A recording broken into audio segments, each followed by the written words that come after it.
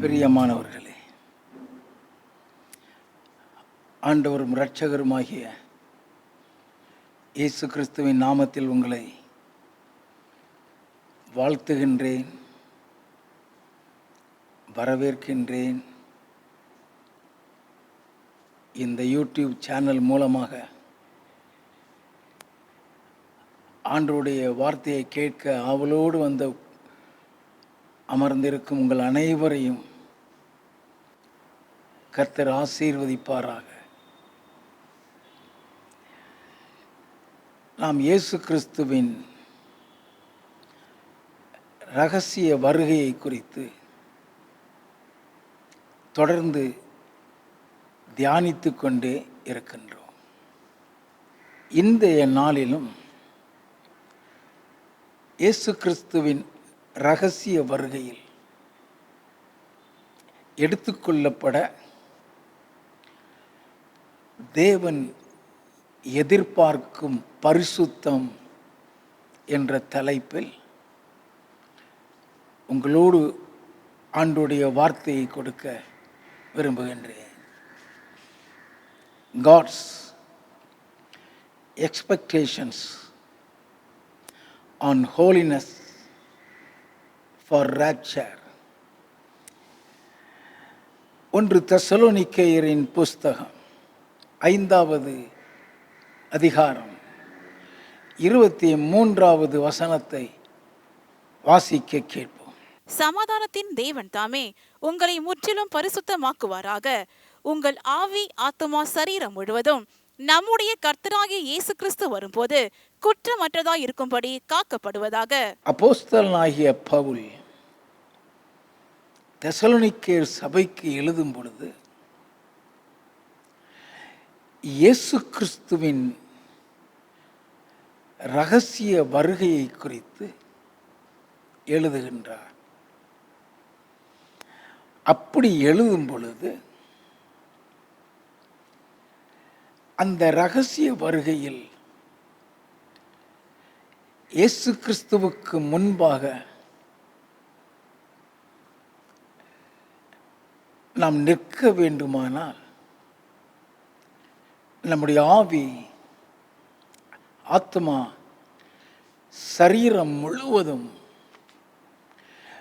குற்றமற்றதாய் இருக்கும்படி காக்கப்படுவதாக என்று சொல்லுகிறார். இந்த வசனமானது அவருடைய இரகசிய வருகையில் தேவன் எதிர்பார்க்கும் பரிசுத்தத்தை குறிக்கிறது. சமாதானத்தின் தேவன் தாமே உங்களை முற்றிலும் பரிசுத்தமாக்குவாராக என்று எழுதப்பட்டுள்ளதே. அப்படியானால் தேவன் நம்மிடத்திலே எதிர்பார்க்கும் பரிசுத்தம் 100% என்ற அர்த்தம். நன்றாக தெரிந்து கொள்ள வேண்டும். அதைத்தான் உங்களுடைய ஆவி, ஆத்மா, சரீரம் முழுவதும் நம்முடைய கர்த்தராகிய இயேசு கிறிஸ்து வரும் பொழுது குற்றமற்றதாக இருக்க காக்கப்படுவதாக என்று சொல்லுகின்றார். நாம் பரிசுத்தத்தை குறித்து வேதத்தில் வாசித்திருக்கிறோம். பரிசுத்தத்தை குறித்து தெரிந்து இருக்கிறோம். வேதத்தில் உள்ள பல பரிசுத்தவான்களுடைய வாழ்க்கையை கூட நாம் அறிந்து வைத்திருக்கிறோம்.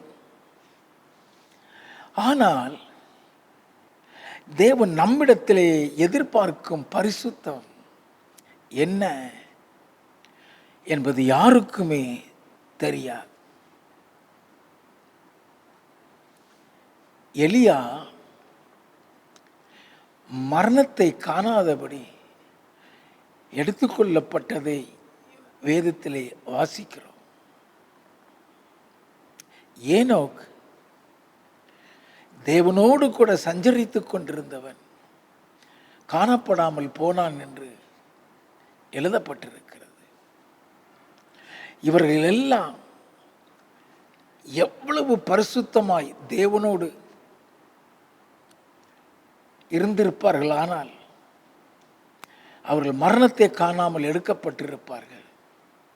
ஆனால்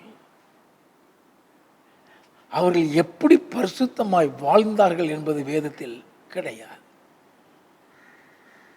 நாம் நன்றாக தெரிந்து கொள்ள வேண்டும். தேவனுடைய மனுஷனாகிய மோசே தேவனோடு முகமுகமாய் பேசினவன். ஆண்டவர் அவனை குறித்து பூமியில் உள்ள எல்லா மனுஷரிலும் சாந்த குணம் உள்ளவன் என்றும், தேவனுடைய வீட்டில் எங்கும் உண்மையுள்ளவன் என்றும் சாட்சி கொடுத்தார். ஆனாலும் அவன் எப்படிப்பட்ட பரிசுத்த வாழ்க்கை வாழ்ந்தான் என்று வேதத்தில் எழுதப்படவில்லை. ஆகவே தேவன் எதிர்பார்க்கிற பரிசுத்தத்தை நாம் அறிய முடியாவிட்டாலும் கூட, தேவன் எப்படிப்பட்ட பரிசுத்தத்தை எதிர்பார்க்கிறார் என்று பழைய ஏற்பாட்டிலும் சரி புதிய ஏற்பாட்டிலும் சரி தேவன் அதை தெளிவாக எழுதி வைத்திருக்கிறார்.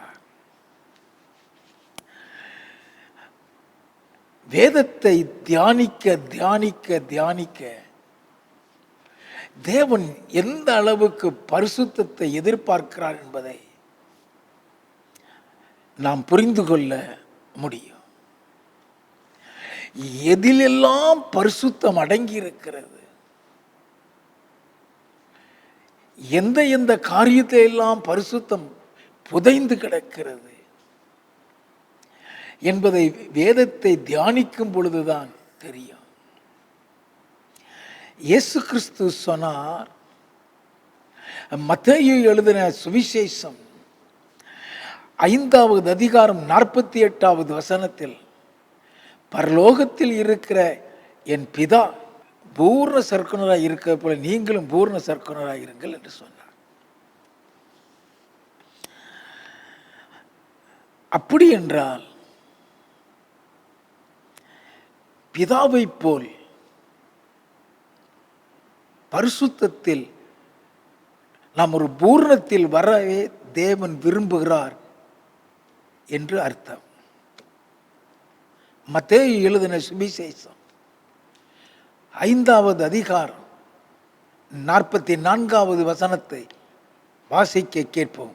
நான் உங்களுக்கு சொல்லுகிறேன், உங்கள் சத்துருக்களை சிநேகியுங்கள், உங்களை சபிக்கிறவர்களை ஆசீர்வதியுங்கள், உங்களை பகைக்கிறவர்களுக்கு நன்மை செய்யுங்கள், உங்களை நிந்திக்கிறவர்களுக்காகவும் உங்களை துன்பப்படுத்துகிறவர்களுக்காகவும் ஜெபம் பண்ணுங்கள். இப்படி செய்வதனால் நீங்கள் பரலோகத்தில் இருக்கிற உங்கள் பிதாவுக்கு புத்திரராயிருப்பீர்கள். இப்படி செய்வதனால் நீங்கள் பரலோகத்தில் இருக்க உங்கள் பிதாவுக்கு புத்திரராயிருக்கிறீர்கள் என்று சொன்னாரே, இதிலே தேவ அன்பு அடங்கி இருக்கிறது, இதிலே பரிசுத்தம் அடங்கி இருக்கிறது, இதிலே ஆவியின் கனிகள் அடங்கி இருக்கிறது. இது நமக்கு தெரியாதது, நன்றாக கவனித்துக் கொள்ள வேண்டும். இந்த ஒரே ஒரு வசனத்தில் தேவன் எதிர்பார்க்கிற பரிசுத்தம், நான் உங்களுக்கு சொல்லுகிறேன்,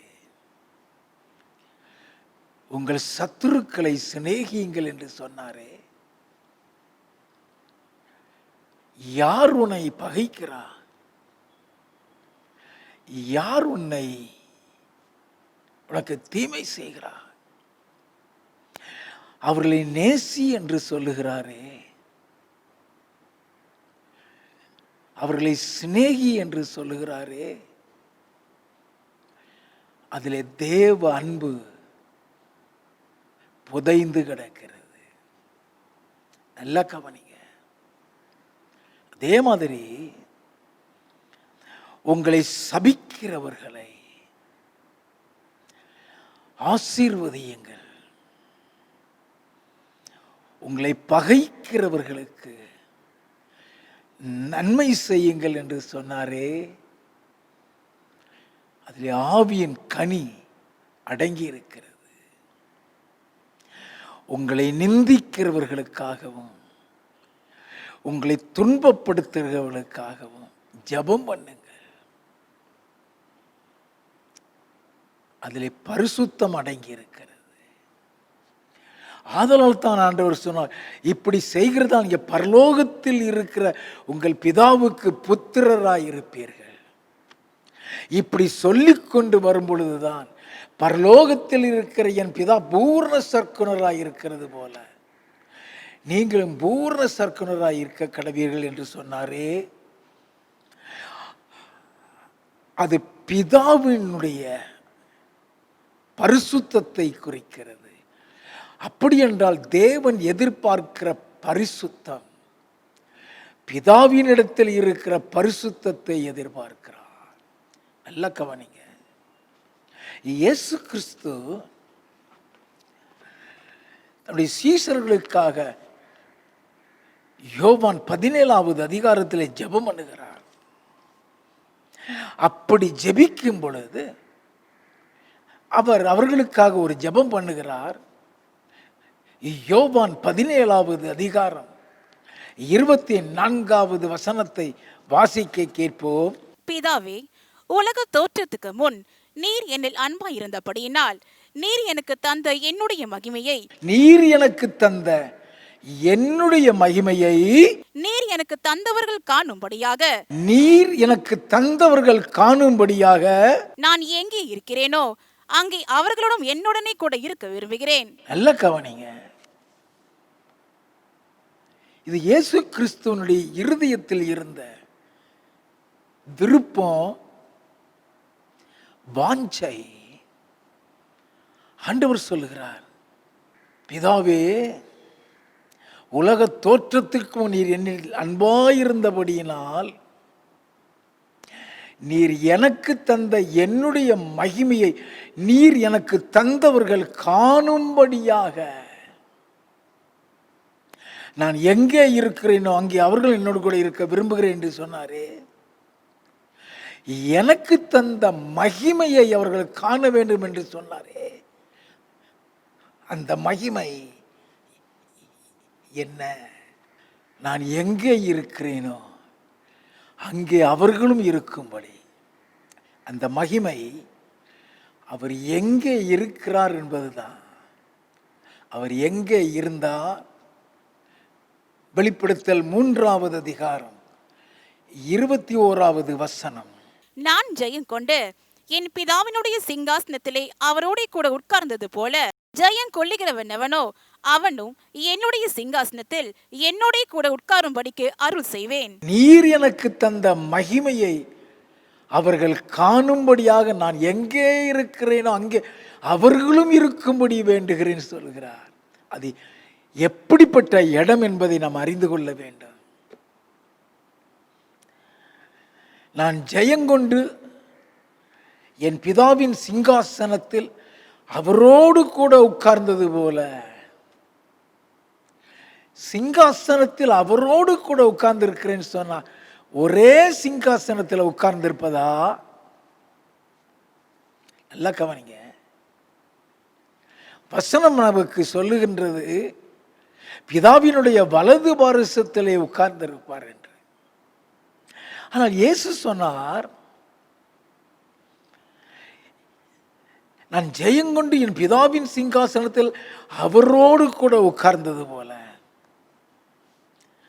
ஒரே சிங்காசனத்தில் 2 பேரும் உட்கார்ந்திருப்பது போலதான் எழுதப்பட்டுள்ளது.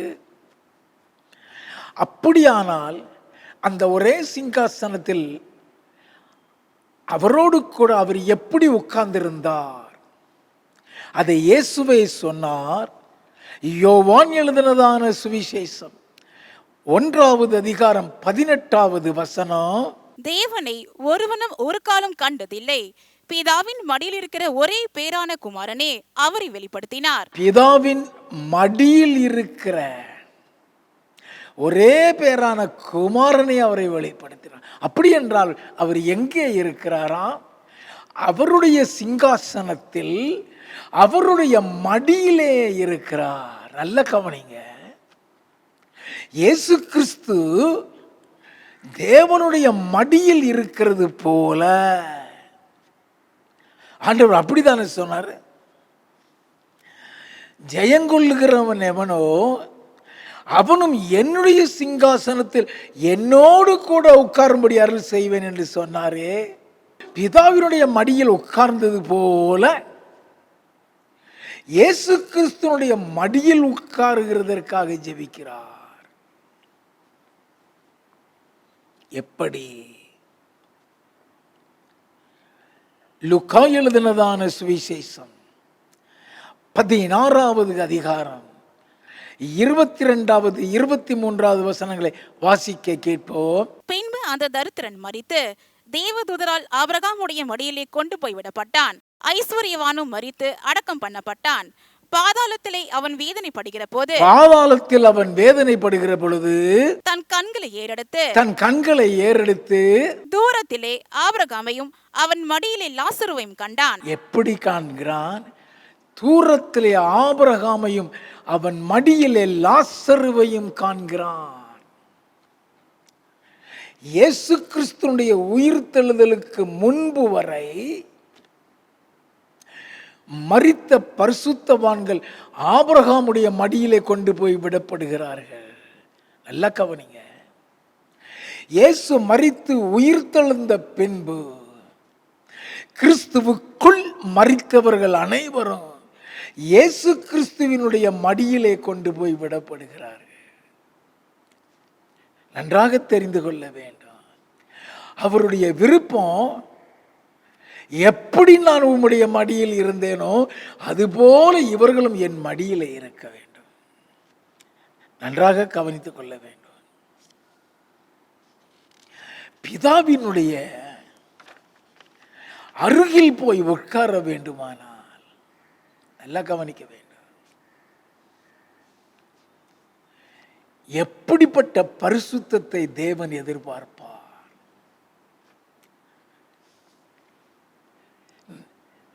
இயேசு கிறிஸ்துவுடைய ரகசிய வருகையில் நாம் இயேசு கிறிஸ்துவுக்கு ஒப்பாக மறுரூபமாக்கப்பட்டு இயேசு கிறிஸ்துவிடத்திலே போய் சேருகின்றோம். அவர் நம்மை அப்படியே பரலோகத்தில் இருக்கிற பிதாவினிடத்துக்கு கொண்டு செல்கிறார். அவரோடு கூட நம்மை அவருடைய மடியிலே வைக்கிறார். எப்படிப்பட்ட மகா பரிசுத்த ஸ்தலத்திற்கு நாம் போகின்றோம். என கருமையான தேவ ஜனமே, அப்படிப்பட்ட இடத்துக்கு போக வேண்டுமானால் தேவன் நம்மிடத்தில் எதிர்பார்க்கிற பரிசுத்தம் சாதாரண பரிசுத்தம் அல்ல. தேவனை போல நம்மளை மாற்றுகிறாரே, இயேசு கிறிஸ்துவை போல நம்மை மறுரூபமாக்குகிறாரே, மகிமையின் மேல் மகிமை அடைய செய்கிறாரே. அப்படியானால் இந்த சரீரம் எப்படிப்பட்ட பரிசுத்தத்திற்குள் வந்தால் அப்படி மாற முடியும் என்பதை நாம் அறிந்து கொள்ள வேண்டும். பரிசுத்தம் இல்லாமல் ஒருத்தரும் கர்த்தரை தரிசிப்பதில்லை என்று எழுதப்பட்டிருக்கிறதே.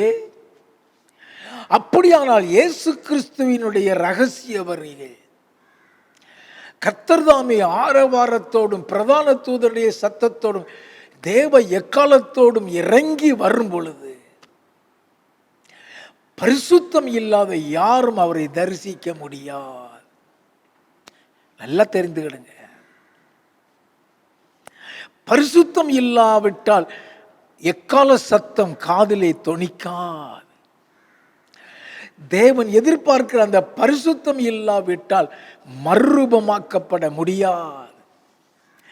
ஆகவே கர்த்தர் பரிசுத்தத்தை நம்மிடத்தில் விரும்புகிறார். இயேசு கிறிஸ்து சொன்னார், மத்தேயு எழுதின சுவிசேஷம் 7வது அதிகாரம் 21வது வசனத்திலே, பரலோகத்தில் இருக்கிற என் பிதாவின் சித்தத்தின்படி செய்கிறவனே பரலோக ராஜ்யத்தில் பிரவேசிப்பானே அல்லாமல் என்னை நோக்கி கர்த்தாவே கர்த்தாவே என்று சொல்கிறவன் அதிலே பிரவேசிப்பதில்லை என்று சொன்னாரே. அப்படி என்றால் பிதாவினுடைய சித்தம் என்ன? 1 தெசலோனிக்கேயரின் புஸ்தகம் 4வது அதிகாரம் 3வது வசனத்திலே நாம் பரிசுத்தம் உள்ளவர்களாய் இருக்க வேண்டும் என்பதே பிதாவினுடைய சித்தம் என்று எழுதப்பட்டிருக்கிறதே. 1 தெசலோனிக்கேயர் 4வது அதிகாரம் 7வது வசனத்தில் தேவன் நம்மை அசுத்தத்திற்கல்ல பரிசுத்தத்திற்கு அழைத்திருக்கிறார் என்று எழுதப்பட்டிருக்கிறதே. என கருமையான தேவ ஜனமே, தேவன் எதிர்பார்க்கிற பரிசுத்தம், அந்த பரிசுத்தவான் மட்டுமே பரலோகத்திற்குள் நுழைய முடியும். அப்படி என்றால் தேவன் நம்மிடத்தில் எதிர்பார்க்கிற அந்த பரிசுத்தம் என்ன? 1 பேதுருவின் புஸ்தகம் 1வது அதிகாரம் 15வது 16வது வசனங்களை வாசிக்க கேட்போம். உங்களை அழைத்தவர் பரிசுத்தராய் இருக்கிறது போல நீங்களும் உங்கள் நடக்கைகள் எல்லாவற்றிலேயும் பரிசுத்தராயிருங்கள். நான் பரிசுத்தர், ஆகையால் நீங்களும் பரிசுத்தராயிருங்கள் என்று எழுதியிருக்கிறதே. நல்லா கவனிங்க. உங்களை அழைத்தவர் பரிசுத்தராய் இருக்கிறது போல நீங்களும் உங்கள் நடக்கைகள் எல்லாவற்றிலும் பரிசுத்தராயிருங்கள். நல்லா கவனிங்க. தேவன் எதிர்பார்க்கிற பரிசுத்தம் நம்முடைய நடக்கைகள் எல்லாவற்றிலும்.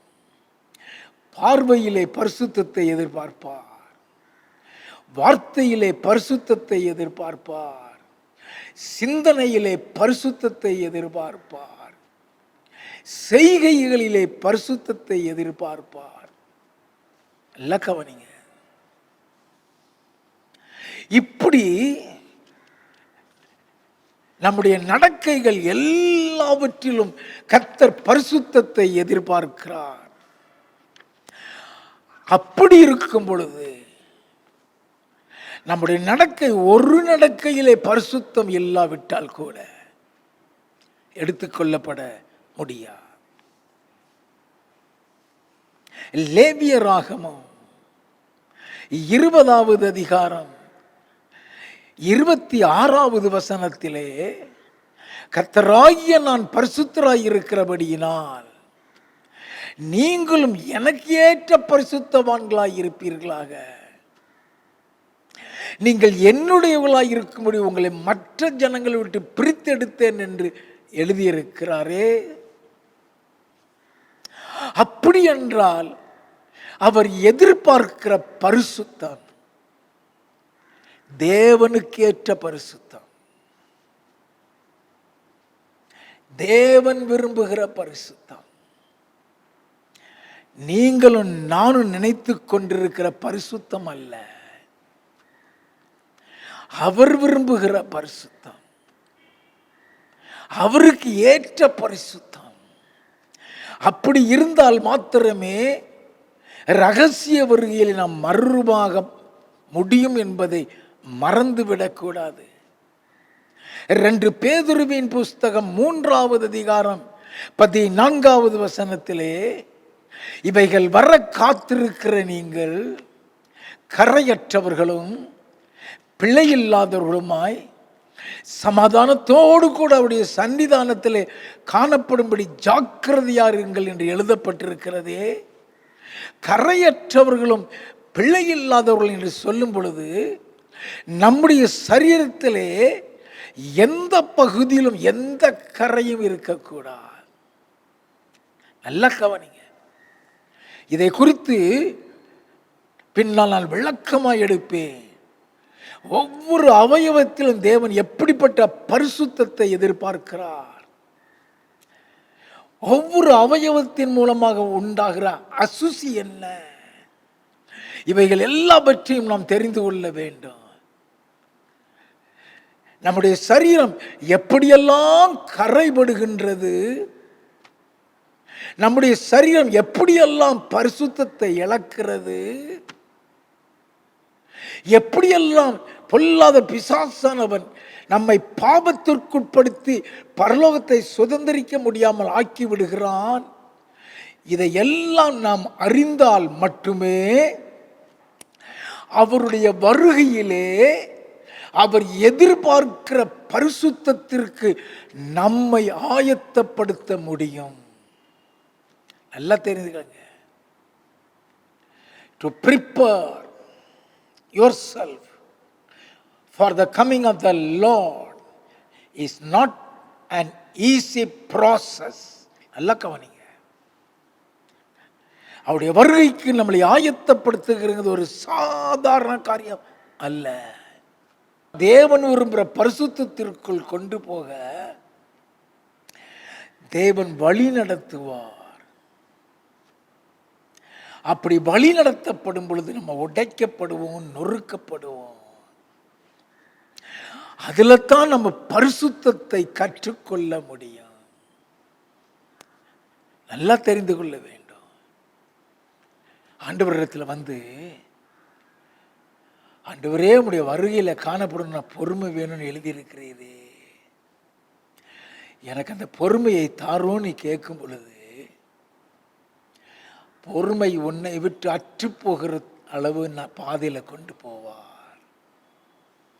அதில் கற்றுக் கொடுப்பார். எனக்கு பரிசுத்தத்தை தாரும் ஆண்டவரே என்று நீ கேட்கும் பொழுது பரிசுத்தம் என்ன என்பதை நீ அறிந்து கொள்கிற பாதையிலே நடத்துவார். உடைக்கப்படுவாய், நொறுக்கப்படுவாய். இயேசு கிறிஸ்துவின் அன்பை எனக்கு தாரும் ஆண்டவரே என்று நீ கேட்கும் பொழுது அன்பே அத்து போகிற அளவுல உன்னை ஒரு பாதையில கொண்டு போவார். நல்லா கவனிங்க. தேவன் எதிர்பார்க்கிற பரிசுத்தத்தை நாம் அறிந்து கொள்ள வேண்டும். கரையற்றவர்களும் பிழை இல்லாதவர்களுமாய் சமாதானத்தோடு கூட அவருடைய சன்னிதானத்தில் காணப்பட வேண்டும். ஆண்டோடைய வருகையில சமாதான சந்தோஷத்தோடு நாம் காணப்பட வேண்டும். அதைத்தான் ஆண்டவர் சொல்லுகிறார். லேவியராகமம் 11வது அதிகாரம் 45வது வசனம். லேவியராகமம் 19வது அதிகாரம் 2வது வசனம். 1 பேதுருவின் புஸ்தகம் 1வது அதிகாரம் 16வது வசனம். இந்த வசனங்களை எல்லாம் வாசித்து பார்ப்போமானால் தேவனாகிய கர்த்தர் சொல்லுவது எல்லாம், கர்த்தராகிய நான் பரிசுத்தராய் இருக்கிறபடியினால் நீங்களும் பரிசுத்தராயிருங்கள் என்று சொல்லுகிறார். பரலோக ராஜ்யத்தில் நுழைய வேண்டுமானால் தேவன் எதிர்பார்க்கிற பரிசுத்தம் நமக்கு வேண்டும். நல்லா கவனிங்க. லேவியராகமம் 20வது அதிகாரம் 26வது வசனத்திலே எனக்கு ஏற்ற பரிசுத்தவான்களாய் இருப்பீர்களாக என்று கர்த்தர் சொல்லுகிறாரே, அவருக்கு ஏற்ற பரிசுத்தம் என்ன என்பது யாருக்கும் தெரியாதே.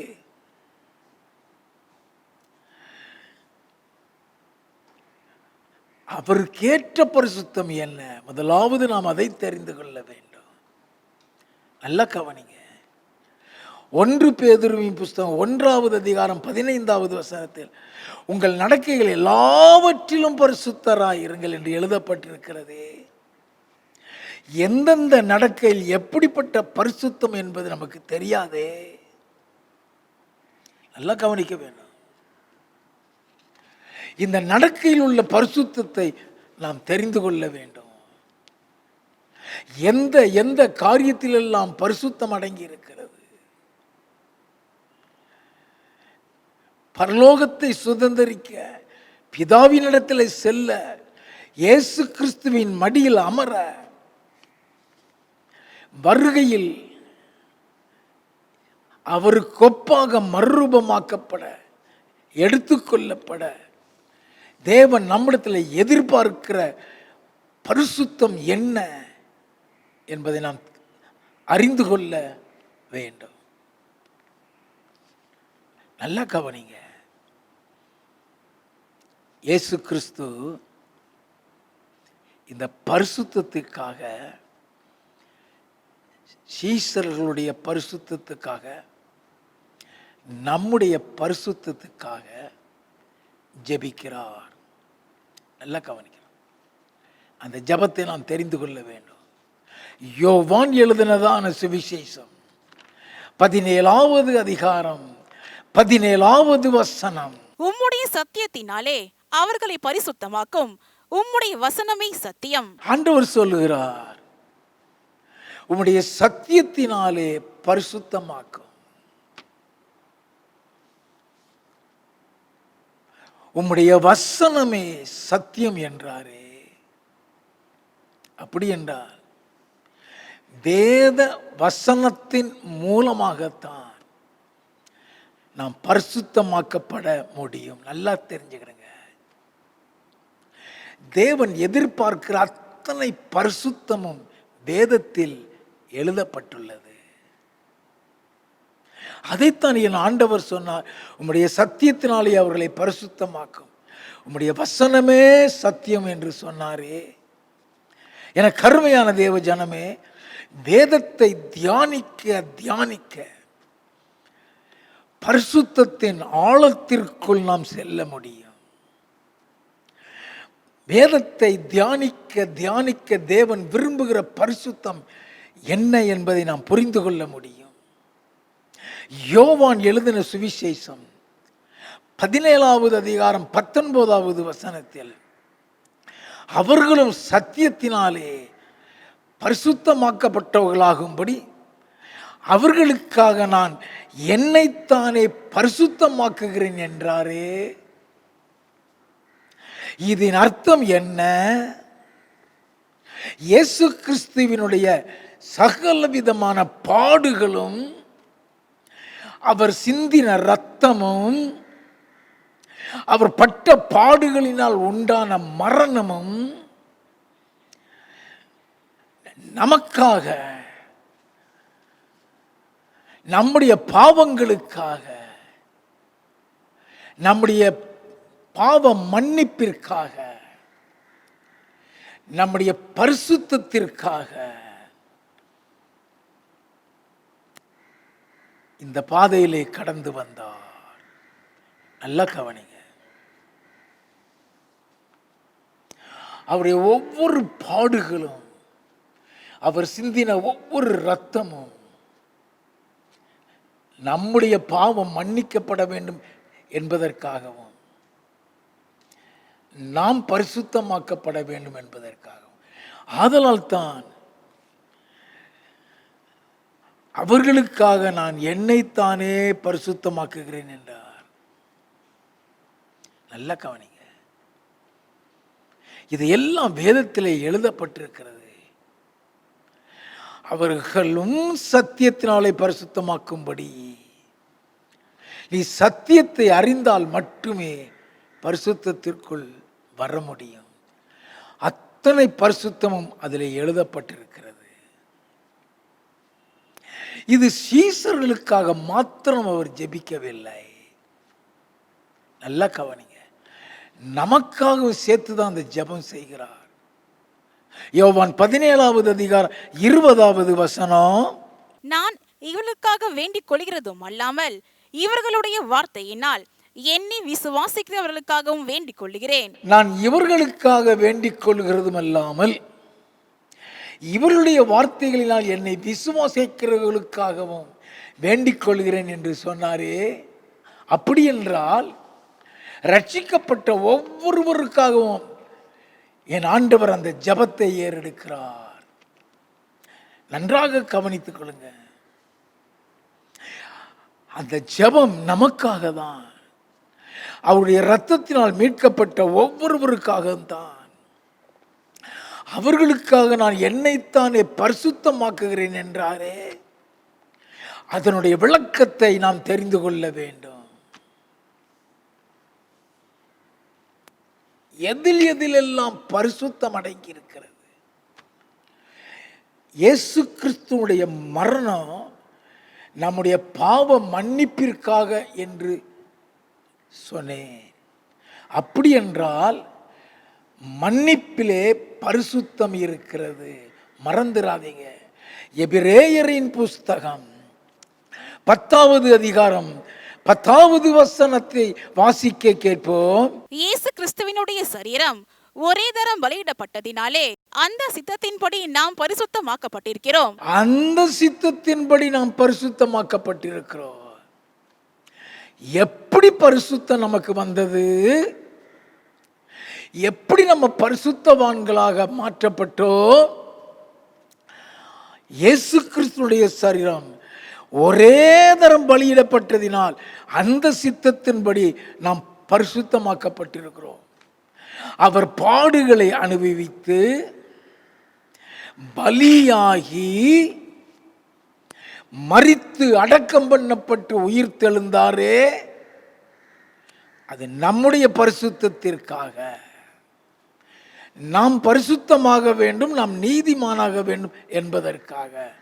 வாசிக்க கேட்போம். எபிரேயர் 10வது அதிகாரம் 14வது வசனத்தில் இருந்து.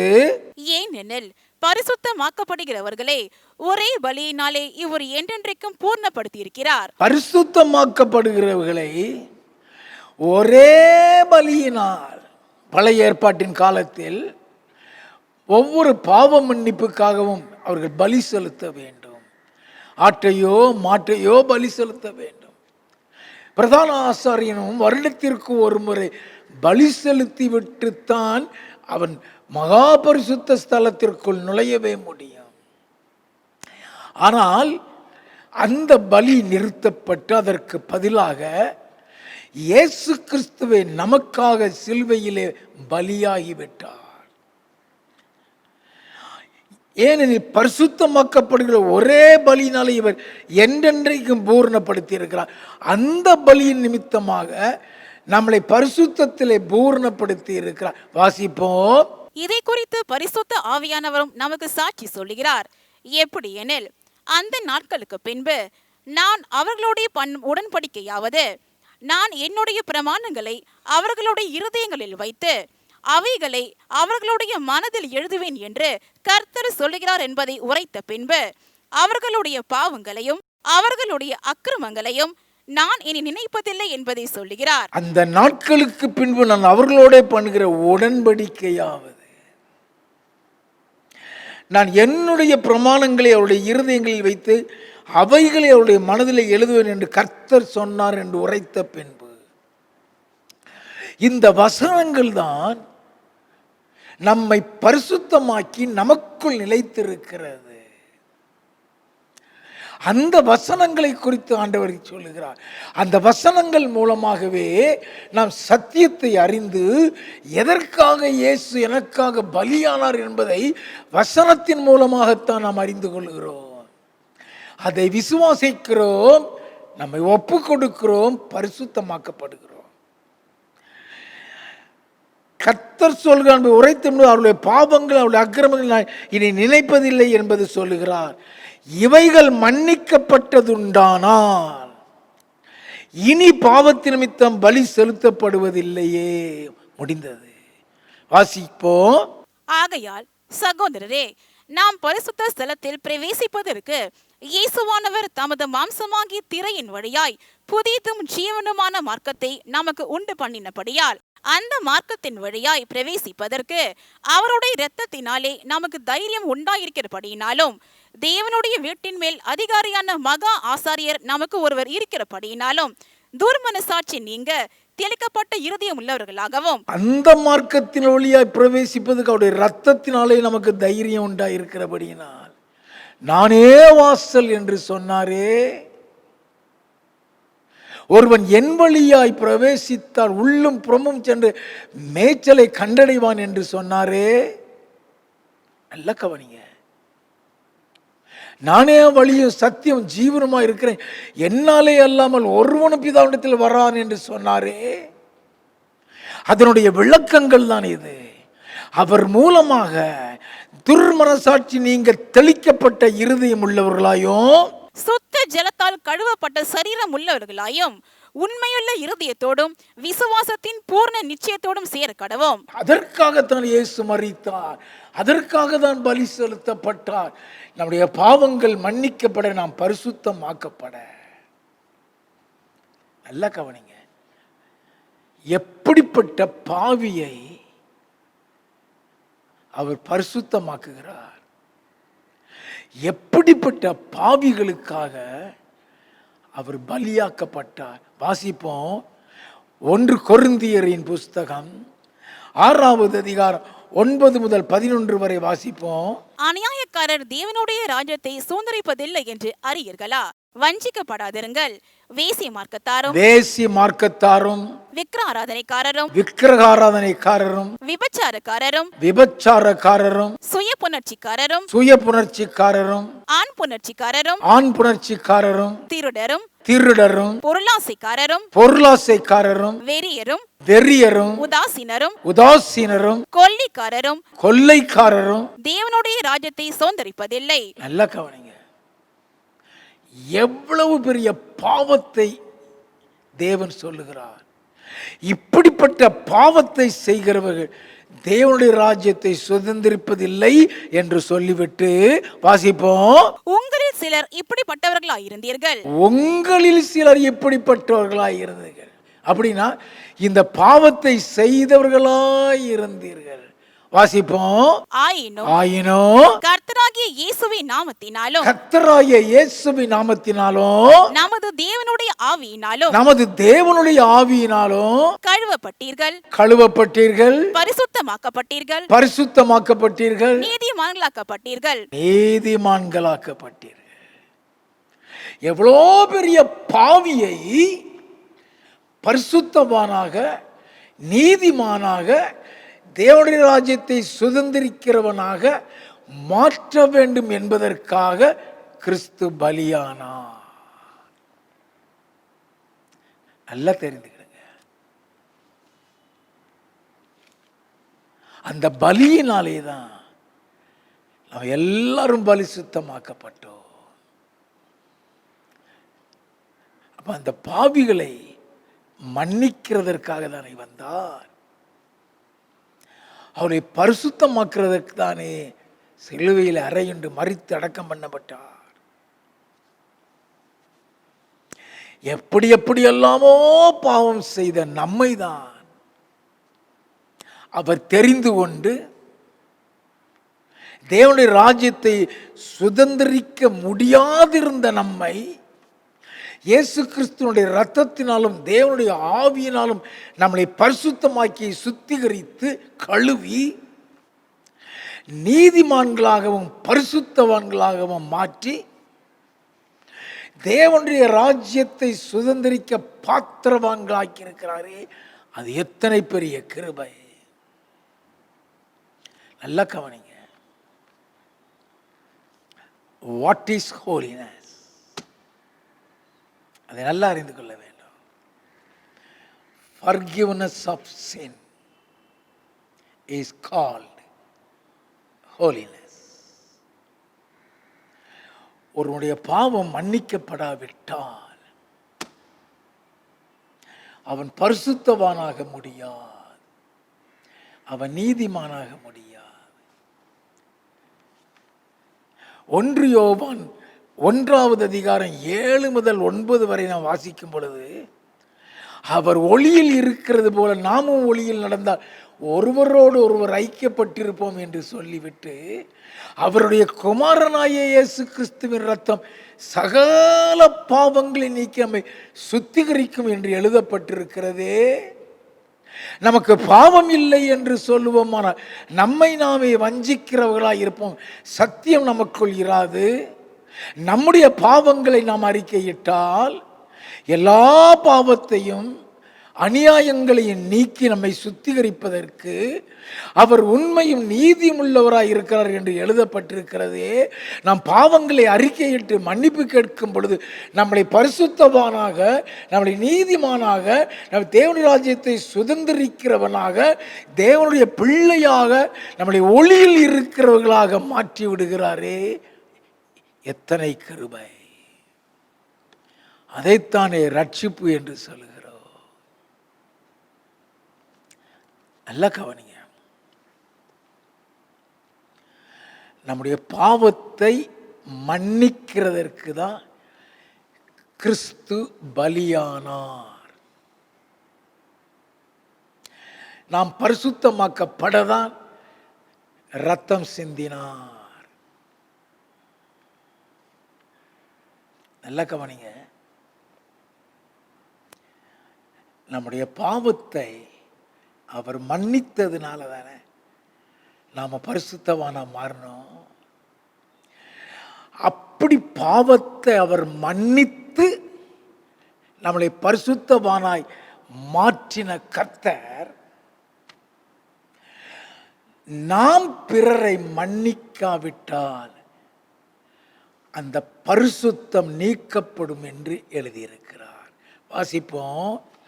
மத்தேயு எழுதினதான சுவிசேஷம் 6வது அதிகாரம் 14வது 15வது வசனங்கள். மனுஷருடைய தப்பிதங்களை நீங்கள் அவர்களுக்கு மன்னித்தால் உங்கள் பரமபிதா உங்களுக்கும் மன்னிப்பார். நல்ல கவனிங்க. நம்முடைய பாவத்தை மன்னிக்க தான் தேவன் அவ்வளவு பெரிய கிரயமாகிய தம்முடைய ரத்தத்தையே கொடுத்திருக்கிறார். நம்முடைய பாவங்களை மன்னிக்க தான் அத்தனை பாடுகளை பட்டிருக்கிறார். அந்த மன்னிப்பை நம்ம அவ்வளவு ஈஸியாக நாம் பெற்றுக்கொள்ளவில்லை. உடைக்கப்பட்டு, நொறுக்கப்பட்டு, மறைக்கப்பட்டு, மரித்து, அடக்கம் பண்ணப்பட்டு, உயிர் தெழுந்த இயேசு கிறிஸ்து மூலமாகத்தான் அந்த மன்னிப்பை பெற்றிருக்கிறோம். அதை மறந்தவர்களாக நாம் மற்றவர்களை மன்னிக்காவிட்டால் ஆண்டவர் சொல்லுகிறார். வாசிப்போம். மனுஷருடைய தப்பிதங்களை நீங்கள் அவர்களுக்கு மன்னியாதிருந்தால் உங்கள் பிதா உங்கள் தப்பிதங்களையும் மன்னியாதிருப்பார். அவர்கள் தப்பிதங்களை நீங்கள் மன்னிக்காவிட்டால் உங்கள் பிதா உங்கள் தப்பிதங்களை மன்னிக்க மாட்டார். அப்படி என்றால் நாம் பெற்ற பரிசுத்தம் நம்மளை விட்டு போய்விடுகிறது. That is the important holiness in your body, in your spirit, in your soul. உங்களுடைய ஆவி, உங்களுடைய ஆத்மா, உங்களுடைய சரீரத்தினுடைய பரிசுத்தம் அந்த மன்னிப்பில் அடங்கி இருக்கிறது. நல்லா கவனிங்க. அநேக நேரங்களிலே பிசாசினுடைய தந்திரங்களை நாம் அறிந்து கொள்ள வேண்டும். The expectations on holiness for rapture என்று சொல்கிறேனே, அவருடைய வருகைக்கு தேவன் நம்மிடத்தில் எதிர்பார்க்கிற பரிசுத்தத்தை குறித்து உங்களோடு பேசிக் கொண்டிருக்கிறேன். கிறிஸ்துவினுடைய மரணம், கிறிஸ்துவினுடைய பாடுகள், கிறிஸ்து பலியானது பாவ மன்னிப்பிற்காக, பரிசுத்தமாக்கப்படுகிறதற்காக. அதை மன்னிக்க நம்மளால் முடியாவிட்டால் பரிசுத்தத்தை விட்டு விழுந்து போகிறோம். வாசிப்போமா? எபேசியரின் புஸ்தகம் 4வது அதிகாரம் 31வது 32வது வசனங்கள். சகலவிதமான கசப்பும், நல்ல கவனிங்க, சகலவிதமான கசப்பும், கோபமும், மூர்க்கமும், கூக்குரலும், தூஷணமும் மற்ற எந்த துர்குணமும் உங்களை விட்டு நீங்க கடவது. ஒருவருக்கொருவர் தயவாயும் மன உருக்கமாயும் இருந்து கிறிஸ்துவுக்குள் தேவன் உங்களுக்கு மன்னித்தது போல நீங்களும் ஒருவருக்கொருவர் மன்னியுங்கள். நல்ல கவனிங்க. கிறிஸ்துவுக்குள் தேவன் உங்களுக்கு மன்னித்தது போல. அப்படின்னா கிறிஸ்து மூலமாகத்தான் நம்ம அந்த மன்னிப்பை பெற்றிருக்கிறோம். அந்த கிறிஸ்துவனுடைய வருகையில் நீ காணப்பட வேண்டுமானால் உன்னுடைய இருதயத்திலே கசப்பு, கோபம், மூர்க்கம், கூக்குரல், தூஷணம் மற்ற எந்த துர்க்குணம் இருந்தாலும் மறுரூபமாக்கப்பட முடியாது. பிசாசு கசப்புல நம்மளை கட்டி வைப்பான். bitterness. Bitterness is not only a bondage, but also it is a poison. நல்ல கவனிங்க, கசப்புன்னு சொல்றது ஒரு கட்டு. அதுல இருந்து உன்னை வெளியே வர விட மாட்டான், பரலோகத்தை சுதந்திரிக்க விட மாட்டான். அது நம்முடைய முழு சரீரத்தையும் கரைப்படுத்தி விடும். நம்முடைய ஆவி ஆத்மா சரீரத்தை கரைப்படுத்தி விடும். இந்த கசப்பு, இந்த வெறுப்பு, இந்த கோபத்தின் நிமித்தமே பரலோக ராஜ்யத்தை இழந்து போய் விடுவோம். நம் பரலோகத்திற்கு செல்ல விடாமல் நம்மை தடுப்பதற்கு பிசாசினுடைய ஒரு பெரிய தந்திரமே நம்முடைய இருதயத்திற்குள்ள கசப்பையும் கோபத்தையும் வெறுப்பையும் வைராக்கியத்தையும் கொடுப்பது. சின்ன சின்ன காரியத்துல எல்லாம் கோபப்பட வச்சிருவான். சின்ன சின்ன காரியத்துல எல்லாம் ஒருத்தர் வெறுக்க வச்சிருவான். அந்த சின்ன காரியம் வருகையில் உன்னை மறுரூபமாக்காது. நல்ல கவனிங்க, கரையற்றவர்களும் பிழை இல்லாதவர்களுமாய் சமாதானத்தோடு அவருடைய சன்னிதானத்தில் காணப்படும் சொல்லப்பட்டிருக்கிறது. உன் இருதயத்தில் கசப்பு கோபம் இல்லாமல் இருந்தால் மட்டுமே உன் இருதயத்தில் சமாதானம் இருக்கும். நல்லா தெரிந்து கொள்ள வேண்டும், மனுஷனுடைய எந்த கோபமும் தேவனுடைய நீதியை நம்மளிடத்திலே வெளிப்படுத்த முடியாம ஆக்கிறோம். மனுஷருடைய கோபம் தேவனுடைய நீதியை நடப்பிக்க மாட்டாது என்று சொல்லி யாக்கோபு 1:20 எழுதப்பட்டிருக்கிறது. அந்த நீதியை அது நடப்பிக்கலைன்னா நம்ம பரிசுத்தத்தை இழந்து விட்டோம் என்று அர்த்தம்.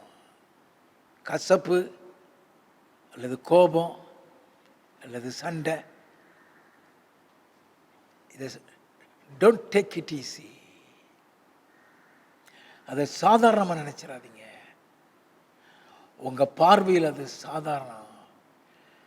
பிசாசுக்கு it is an important instrument to stop inheriting the kingdom of God. தேவனுடைய ராஜ்யத்தை சுதந்திரிக்கிறதை தடுத்து நிறுத்துறதுக்கு அது அவனுக்கு ஒரு ஆயுதம். மாமிசத்தின் கிரியைகள் இருந்தால் பரலோக ராஜ்யத்துக்கு போக முடியாது என்பதை பார்த்தோமே. மாமிச சுபாவம் தேவனுக்கு விரோதமான பகை என்று பார்த்தோமே. இந்த கசப்புகள், இந்த வைராக்கியங்கள், இந்த கோபங்கள் எப்படிப்பட்ட பாவத்திற்குள் எழுதப்பட்டிருக்க வாசிக்க கேட்போம். கலாத்தியரின் புஸ்தகம் 5வது அதிகாரம் 19 21 வசனங்கள். மாம்சத்தின் கிரியைகள் வெளியரங்கமாயிருக்கின்றன. அவை யாவன: விபச்சாரம், வேசித்தனம், அசுத்தம், காம விகாரம். நல்ல கவனிங்க, ஒவ்வொரு பாவத்தையும் நாம் அறிந்து கொள்ள வேண்டும். விபச்சாரம், வேசித்தனம், காம விகாரம். வாசிப்போம். விக்கிர ஆராதனை, பில்லி சூனியம், பகைகள், விரோதங்கள், வைராக்கியங்கள், கோபங்கள், சண்டைகள், பிரிவினைகள், மார்க்க பேதங்கள், பொறாமைகள், கொலைகள், வெறிகள், களியாட்டுகள் முதலானவைகளே. இப்படிப்பட்டவைகளை செய்கிறவர்கள் தேவனுடைய ராஜ்யத்தை சுதந்தரிப்பதில்லை என்று முன்னே நான் சொன்னது போல இப்பொழுதும் உங்களுக்கு சொல்லுகிறேன். இதையெல்லாம் எதோட சேர்த்து எழுதி இருக்கிறாரு. நல்ல கவனிக்கணும். இந்த பாவம் நம்முடைய பார்வைக்கு சாதாரணமா தெரிகிறது. மரணத்துக்கு எதுவான பாவத்தோடு இது எழுதப்பட்டிருக்கிறது.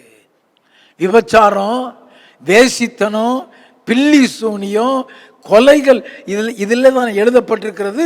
இதோட சேர்ந்து தான் இந்த பகை, இந்த விரோதம், இந்த சண்டை, இந்த வைராக்கியம்.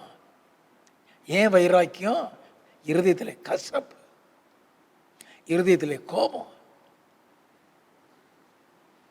இப்படிப்பட்டவைகளை செய்கிறவர்கள் தேவனுடைய ராஜ்யத்தை சுதந்திரிப்பதில்லை. நல்லா கவனிச்சுக்கிடுங்க. ஏன் மன்னிக்க முடியவில்லை? ஏன் கோபம்? ஏன் கசப்பு? ஏன் வைராக்கியம்? ஏன் பொறாமை? அன்பில்லை ஐயா. அன்பு இருந்துச்சுன்னா இந்த ஒரு பாவமும் இருக்காது. அது எல்லாத்தையும் சாப்பிடும்.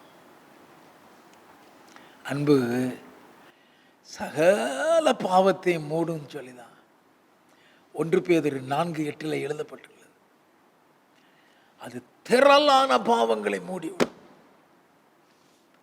அன்பு இல்லாததுனால தானே. நல்ல கவனிங்க. சின்ன சின்ன விஷயத்துக்கெல்லாம் நம்ம கோபப்பட்டுக்கிட்டு மூஞ்ச தூக்கிக்கிட்டு இருக்கோம். பரலோகத்தை இழந்து விடுவோமே. இயேசு கிறிஸ்து எழுதி வைத்திருக்கிறார்.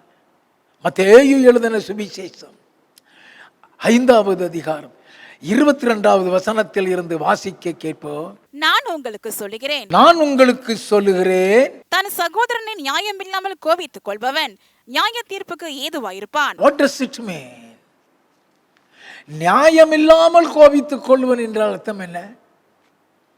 காரணமே இல்லாம கோபப்படுற, தொட்டதுக்கும் தொலங்குனதுக்கும் மூஞ்ச தூக்கி வச்சுக்கிடுவாங்க. அவன் நியாய தீர்ப்புக்கு ஏதுவா இருப்பான்னு சொன்னா நீ மறுரூபமாக்கப்பட முடியாது. சின்ன சின்ன காரியத்துக்கெல்லாம் நீ கோபப்பட்டு இருந்தீனா பரலோகத்தை இழந்து விடுவாய். அதனாலதான் ஆண்டவர் சொல்லுகிறார், நான் உங்களுக்கு சொல்லுகிறேன், சகோதரன் நியாயமில்லாமல் கோபித்துக் நியாய தீர்ப்புக்கு ஏதுவாயிருப்பான். தன் சகோதரனை வீணன் என்று சொல்லுகிறவன் ஆலோசனை சங்க தீர்ப்புக்கு ஏதுவாயிருப்பான். வீணனே என்று சொல்லுகிறவன் நீ ஒண்ணுக்கும் உதவ மாட்டப்பா, அதான் வீணன். யூ ஆர் யூஸ்லெஸ் சொல்றோம் இல்லையா? நல்லா கவனிங்க. இதெல்லாம் பாவம் நமக்கு தெரியாதே. தன் சகோதரனை வீரன் என்று சொல்லுகிறவன் நீ எதுக்கும் பிரயோஜனப்பட மாட்ட, நீ ஒண்ணுக்கும் உதவ மாட்ட. You are good for nothing, you are useless. ஆண்டவர் சொல்லுகிறார், தன் சகோதரனை வீரன் என்று சொல்ல ஆலோசனை சங்க தீர்ப்பு ஏதுவாக இருப்பான். மூடனே என்று சொல்லுகிறவன் எரி நரகத்துக்கு ஏதுவாயிருப்பான். நல்ல கவனிங்க. மூடனே என்று சொல்லுகிறவன் எரி நரகத்துக்கான். மூடன் என்ன அர்த்தம்? ஃபூல், முட்டாள். ஒரு சகோதரன் நீ முட்டாள் என்று சொன்னா எரி நரகத்துக்கு ஏதுவாயிருப்பாயா. அநேகர் ஏப்ரல் 1ஆம் தேதி வந்த உடனே ஏப்ரல் ஃபூல்னு சொல்லுவாங்க, கேட்டிருக்கீங்களா? நீ ஏப்ரல் ஃபூல் சொல்லிட்டினாலே நீ எரி நரகத்துக்கு ஏதுவாய் இருக்கிறாய். வசனத்தை நீங்க ஆழமாய் தியானிக்கும் பொழுதுதான் தேவன் எதிர்பார்க்கிற பரிசுத்தம் என்ன. உன் வார்த்தையிலே ஆண்டவர் பரிசுத்தத்தை எதிர்பார்க்கிறார். தேவையில்லாத வார்த்தைகள் உன் பரலோகத்தை உனக்கு நிறுத்திவிடும், உன் பரிசுத்தத்தை எடுத்துவிடும். வாசிப்போம். ஆகையால் நீ பலிபீடத்தினிடத்தில் உன் காணிக்கையை செலுத்த வந்து உன் பேரில் உன் சகோதரனுக்கு குறை உண்டென்று அங்கே நினைவு கூறுவாயாக. உன் பேரில் உன் சகோதரனுக்கு குறை உண்டென்று நினைவு கூறுவாயானில் அங்கேதானே பலிபீடத்தின் முன் உன் காணிக்கையை வைத்து விட்டு போய் முன்பு உன் சகோதரனுடைய ஒப்புரவாகி பின்பு வந்து உன் காணிக்கையை செலுத்து. ஆண்டவரே, நீ பலிபீடத்தில் வந்து காணிக்கை செலுத்தவே தகுதி இல்லைங்கிறாரு. உன் பேர்ல உன் சகோதரனுக்கு மன தாங்கல் இருந்தா அது சரி பண்ண. யாரோடையும் பகையா இருந்துடாதீங்க. நல்ல கவனிங்க. நீ பரிசுத்தாவில நிறைஞ்சி இருக்கிறனால பரலோகம் பெறும்னு நினைச்சிடாதீங்க. ராத்திரியும் பகலும் உபவாசி ஜபித்த உடனே பரலோகம் போகவே நினைச்சிடாதீங்க.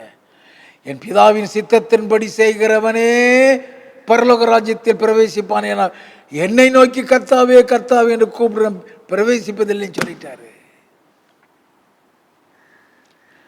நம்முடைய இஷ்டத்துக்கு பேசிட்டு அப்புறம் ஆண்டவர்கிட்ட போய் மன்னிப்பு கேட்டலாம்னு நினைச்சிடாதீங்க. வருகையில் போகணும்னா எவ்வளவு கவனமாக இருக்க வேண்டும். என் ஆண்டவர் சொல்லி கொடுத்து கொண்டு வருகிறாரு.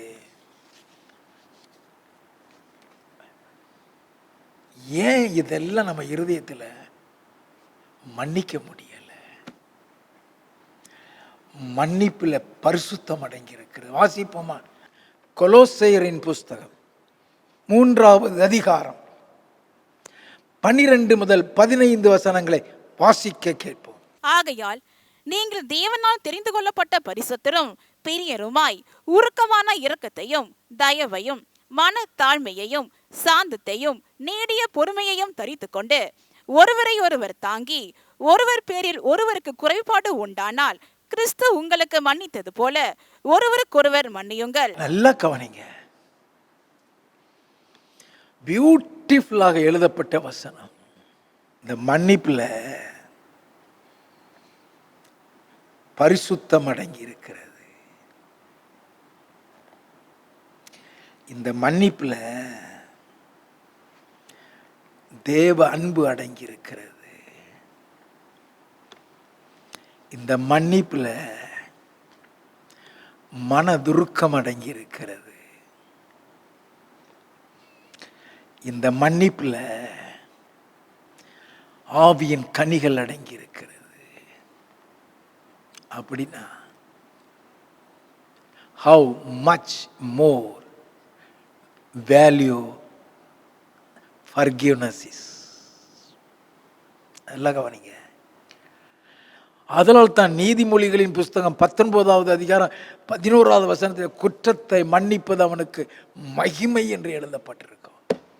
மனுஷருடைய தப்பிதங்களை நீங்கள் அவர்களுக்கு மன்னித்தார், உங்கள் பரமபிதாவும் உங்களுக்கு மன்னிப்பார். மனுஷருடைய தப்பிதங்களை நீங்கள் அவர்களுக்கு மன்னிக்காவிட்டால் பரலோகத்தில் இருக்கிற பிதாவும் மன்னிக்க மாட்டார். நாம் அதை நன்றாக தெரிந்து கொள்ள வேண்டும். அநேக நேரங்களில் கசப்புகள், கோபம், வெறுப்பு சின்ன காரியம்தான், இருதயம் அதிக பாரமாயிரும். ஒரு சின்ன காரியத்தில் உலகமே முங்கி போனது மாதிரி வெறுத்துரும். அது பரலோகத்தை நிறுத்திவிடும். Never forget. கசப்பு, கோபம், மூர்க்கம் எல்லாம் உங்களை விட்டு நீக்கணும் போட்டிருக்கு. கிறிஸ்துவுக்குள் தேவன் உங்களுக்கு மன்னித்தது போல ஒருவருக்கொருவர் மன்னியுங்க.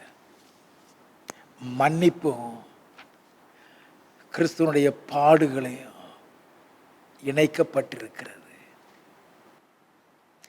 The suffering of Christ on the cross, the price the Lord is giving for everyone on the cross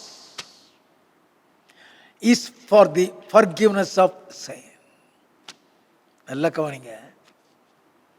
அவர் பட்ட பாடுகளும்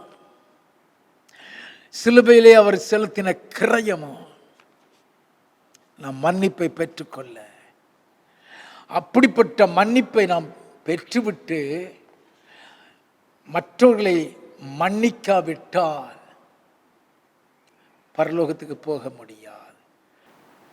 நல்லா கவனிங்க. இப்பொழுது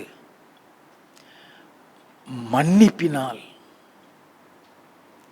உண்டாகிற பரிசுத்தத்தை பார்த்தோம். என்று சாயந்திரம் அன்பினால் உண்டாகிற பரிசுத்தம்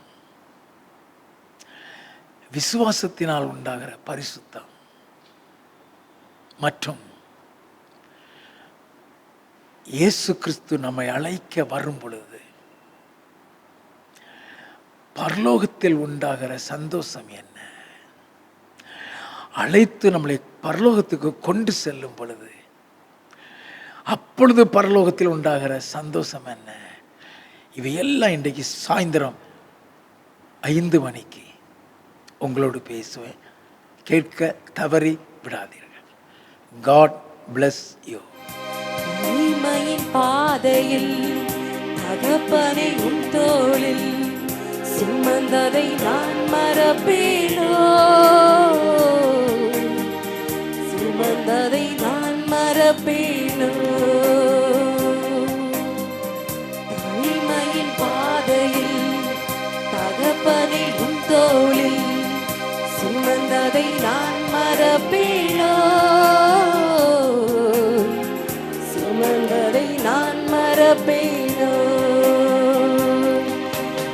எத்தனை அன்பு என் மேல், எத்தனை பாசம் என் மேல், எத்தனை அன்பு என் மேல், எத்தனை பாசம் என் மேல்.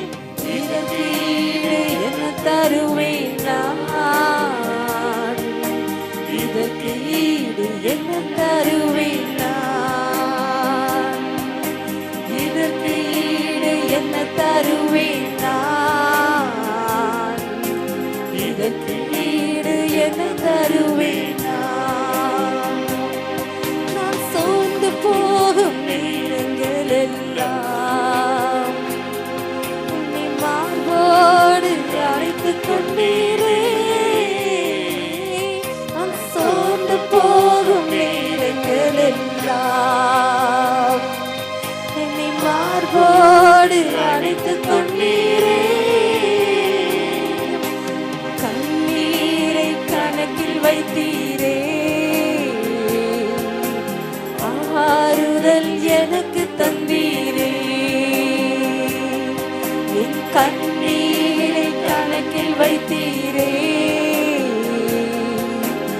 ஆறுதல் எனக்கு தந்தீரே. எத்தனை அன்பு என் மேல். கரங்களை வைத்து இயேசுவை நோக்கி சொல்லுவோமா? இயேசப்பா, என் மேல் அதிகமான அன்பு வச்சிருக்கீங்களே இயேசப்பா என்று. எத்தனை பாசம் என் மேல், இதற்கு ஈடு என்ன தருவேன் நான், இதற்கு ஈடு என்ன தருவேன் நான், இதற்கு ஈடு என்ன தருவேன் நான், இதற்கு ஈடு என்ன தருவேன் நான். தனிமையின் பாதையில் தகப்பனை உன் தோளில் சுமந்ததை நான் மறப்பேனோ, சுமந்ததை நான் மறப்பேனோ. தனிமையின் பாதையில் தகப்பனை உன் தோளில் சுமந்ததை நான் மறப்பேனோ, சுமந்ததை நான் மறப்பேனோ. தேவன் அளவில்லாத அன்புனால, எண்ணி முடியாத அன்புனால நம்ம நேசிச்சிருக்கிறபடினால, அவருடைய இரக்கத்தினால அவர் பக்கமாக நம்ம இழுத்துக் கொள்கிற தேவனாக இருக்கிறார். அவருடைய அன்பு நேற்றும் இன்றும் என்றும் மாறாததாக இருக்கிறது. எல்லோரும் சேர்ந்தவாறு தேவனை மகிமைப்படுத்தி நம்மில் தேவன் வச்சிருக்கிற அன்பை நினைத்தவாறு இந்த பாடலை பாடி தேவனை மகிமைப்படுத்துவோமா?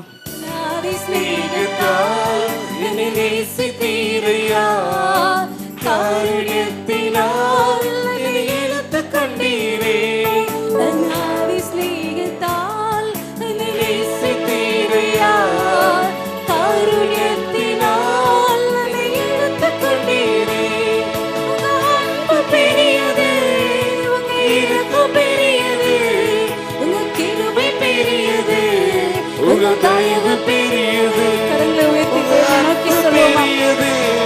உங்க இரக்கம் பெரியது, உங்க கிருபை பெரியது, உங்க தயவு பெரியது.